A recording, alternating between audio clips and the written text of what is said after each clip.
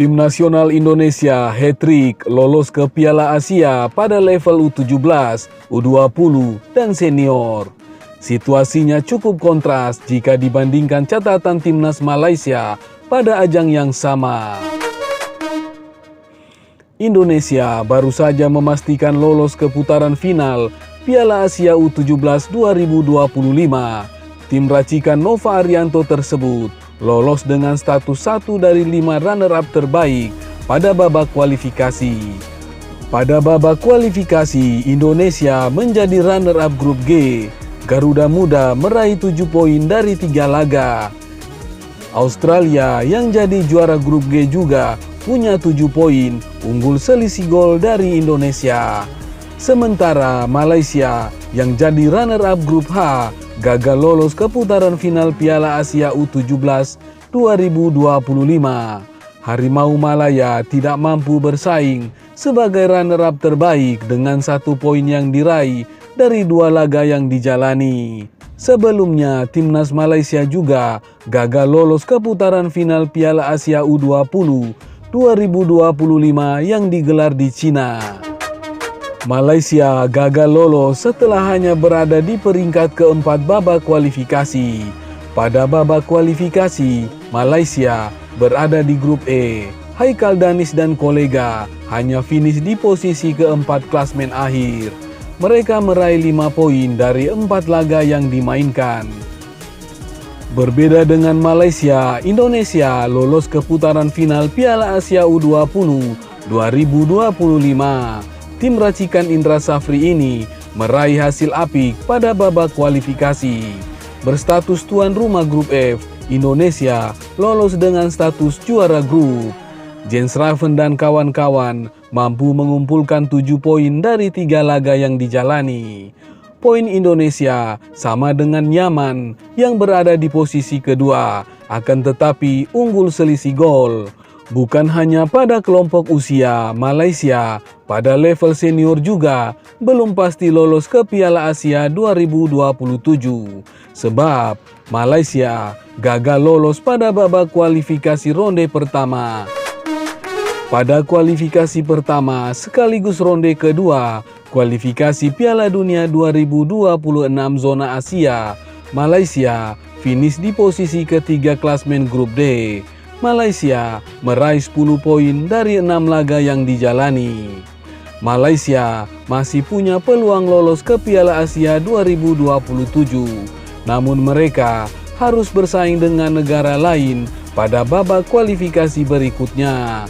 Pada fase ini, hanya juara grup yang akan lolos ke Piala Asia 2027. Terkait kegagalan tersebut, pakar sepak bola asal Malaysia, Datuk Dr. Pekan Ramli memberikan komentarnya. Dia mempertanyakan apakah ada yang salah dengan program pembinaan sepak bola, khususnya akar rumput di Malaysia.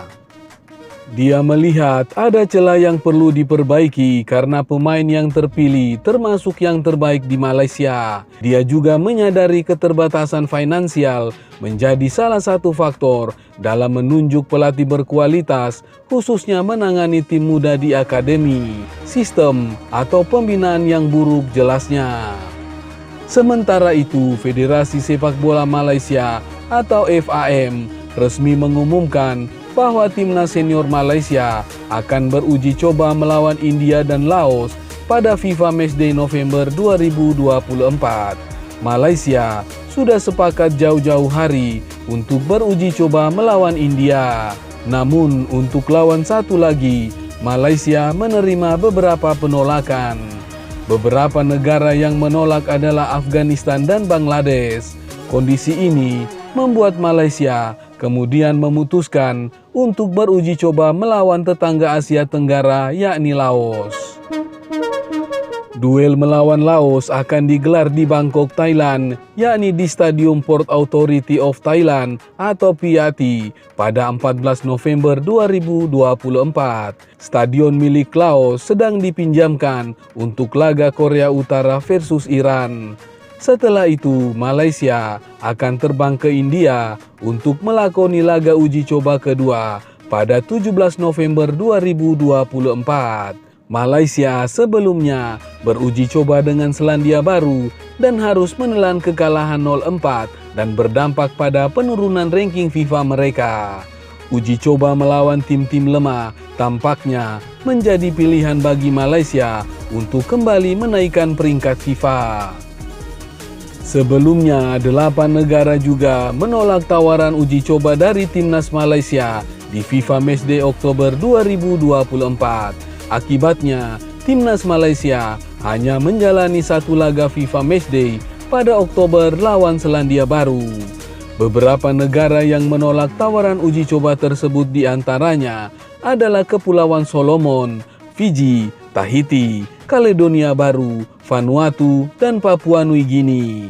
Wakil Presiden FAM Datuk Yusof Mahadi mengungkapkan alasan negara lain menolak tawaran uji coba Malaysia karena negara tersebut memiliki kepentingan yang berbeda. Kami mencoba mendatangkan 2 tim, tapi saya akui ada beberapa kesulitan, apalagi setelah tim melakukan persiapan masing-masing. Mereka tidak menolak undangan, tapi mereka punya komitmen lain yang mereka buat untuk kepentingan timnya, ujar Yusuf dikutip dari Berita Harian. Yusof Mahadi menjelaskan masalah timnas Malaysia kesulitan mendapatkan lawan tanding pada FIFA Matchday bukan karena FAM, melainkan dari tim lawan sendiri.